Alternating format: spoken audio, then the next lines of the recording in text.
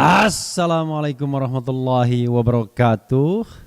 Sobat RH sekalian, jumpa lagi kita di channel yang keren ini, keren jadas. Ya Sobat RH sekalian, ada berita yang menarik, yaitu Anies Rashid Baswedan datang ke MPR pelantikan Prabowo Subianto, tapi Ganjar tidak datang. Ya, itu menarik. Mahfud MD tidak datang. Sama seperti tanggal 24 April yang lalu ketika KPU mengumumkan pemenang, yang datang adalah Anies Baswedan Muhaimin Iskandar.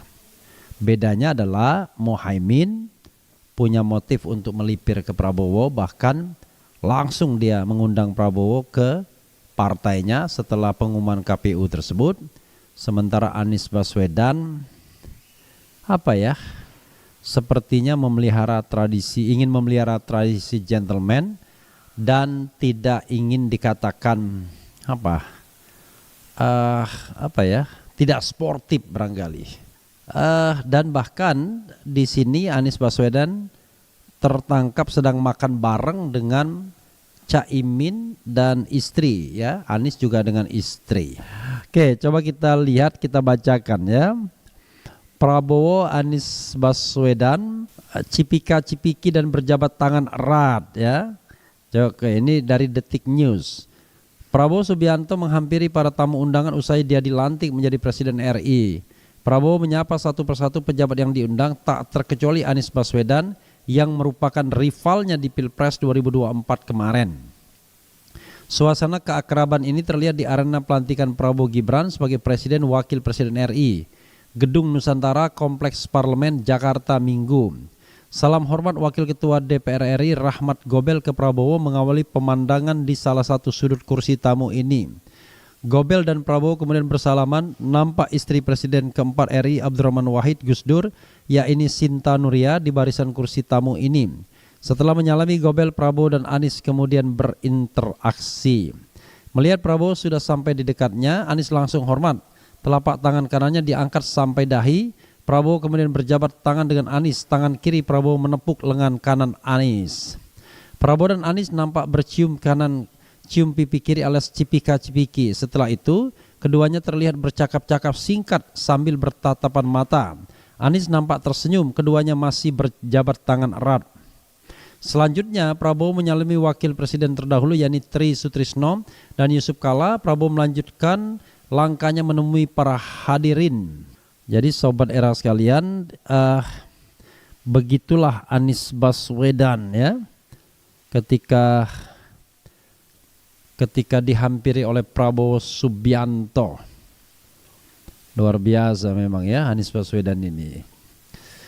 Tapi selalu ada tapinya ya. Saya kira memang masih panjang perjalanan politik Anies Baswedan. Karena itu barangkali dia pun harus bersabar ya. Kalau kita lihat dia makan bareng juga, Anies makan bareng Caimin usai pelantikan Prabowo ya. Jakarta, CNN Indonesia, mantan calon presiden Anies Baswedan santap siang bersama Ketua Umum Partai Kebangkitan Bangsa PKB Muhaimin Iskandar Caimin usai menghadiri pelantikan presiden dan wakil presiden Prabowo Subianto Gibran Rakabuming Raka.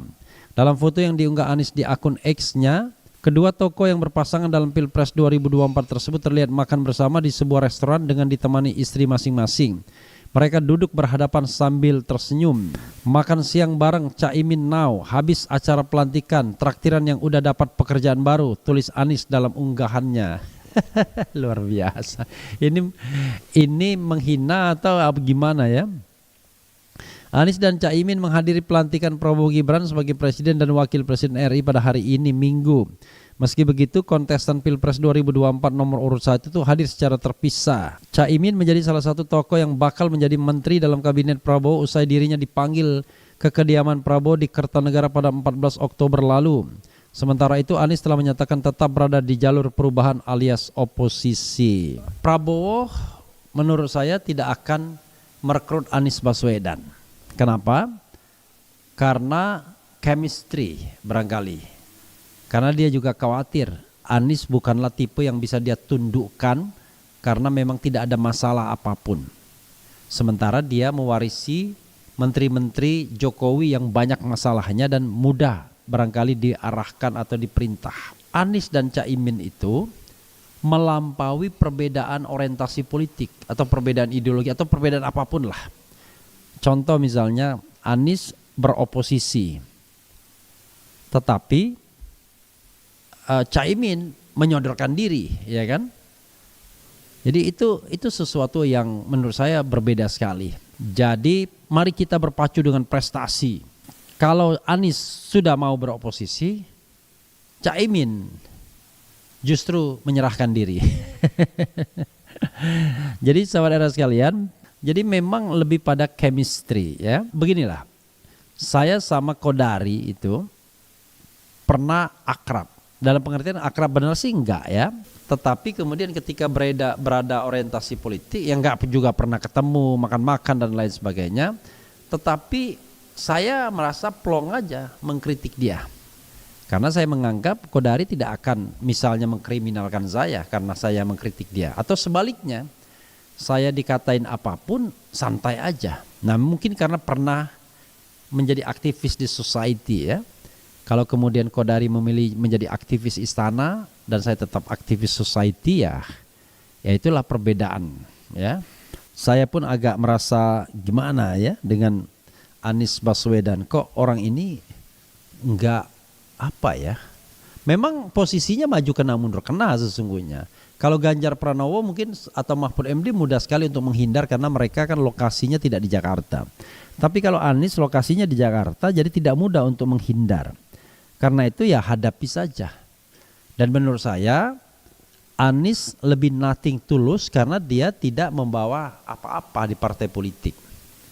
Dia bukan bagian dari partai politik sehingga ya sikap dia sikap individual saja. Mudah-mudahan tidak dimaknai bahwa Anies sedang mencari posisi di Prabowo. Saya kira enggak lah ya. Tipikal Anies bukan seperti itu rasanya ya.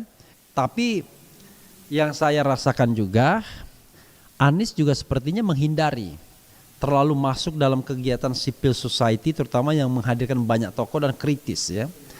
Karena berkali-kali kita undang juga kelihatannya agak berkeberatan. Ya tidak mau datang aja ya. Misalnya kegiatan kita hari ini misalnya. Karena menurut saya memang agak dilematis dia kalau banyak tokoh lalu kemudian mengkritik keras bicaranya. Makanya saya bilang beroposisi itu berat ya, biar kami saja. Tapi kalau orang yang masih ingin bertarung dalam medan kekuasaan memang biasanya menghitung-hitung dia. Karena hitungannya kira-kira menguntungkan atau tidak. Sementara orang kayak saya nggak pernah menghitung untung atau rugi. Yang saya bayangkan cuma potensi untuk kriminalisasi saja ya. Sepanjang tidak ada celah kriminalisasi ya kita happy-happy aja. Karena memang tidak punya target politik muluk-muluk ya. I'm not at the same level ya like Anies. Karena itu ya bagi saya jauh lebih mudah misalnya hadir dalam kegiatan civil society, dalam demo dan lain sebagainya. Because I'm nothing. Saya bukan siapa-siapa dan saya juga tidak berpretensi ingin menjadi something atau somebody. Kalau Anies ya tentu dia berpikir kan masih 2029 bagaimana taktik dia untuk bisa di orbit di orbit pencalonan karena dia layak ya, paling tidak ya dari generasi-generasi yang sekarang berusia di atas 50 tahun dia sangat layak. Jadi itu soalnya sobat era sekalian ya. Karena itu aktivis seperti saya, seperti Faisal Azegab ya, jauh lebih mudah untuk memutuskan berteriak-teriak di pinggir jalan ketimbang misalnya berasik masuk dengan lingkaran-lingkaran elit kekuasaan ya. Nah, Anies misalnya hari ini ya kita undang misalnya dia lebih memilih makan dengan Caimin kira-kira begitulah ya kalau kasarnya ya. Tapi saya kira masuk akal ya, saya juga bisa memahaminya. Karena kalau dia datang di pertemuan para aktivis yang barangkali akan memaki-maki Jokowi atau bicara keras dengan Jokowi ya dia barangkali tidak terlalu happy juga ya kan. Jadi begitu saya sobat era sekalian kalau kita menganalisis tokoh-tokoh itu Semakin tinggi statusnya, ya semakin dia cenderung pilih-pilih, hati-hati untuk datang dalam sebuah tempat. Ya, selalu melakukan kalkulasi politik. Dan saya kira tidak hanya Anies ya, semua aktivis juga melakukan kalkulasi politik kalau ingin datang di medan yang ngeri-ngeri sedap itu. Itu saja saudara sekalian ya, mudah-mudahan tokoh seperti Anies tetap konsisten di jalurnya, di jalur oposisinya, walaupun oposisi yang loyal dan lembut, tetapi paling tidak kita tetap bersama-sama di luar pemerintahan. Tapi kalau sudah masuk pemerintahan berarti end game, sudah selesai ya. Dan saya kira Anies tahu betul value dia di mana. Value dia adalah di luar pemerintahan. Kalau masuk pemerintahan maka dia nggak akan punya value lagi. Begitu saja saudara sekalian. Wassalamualaikum warahmatullahi wabarakatuh. Keren, cadas.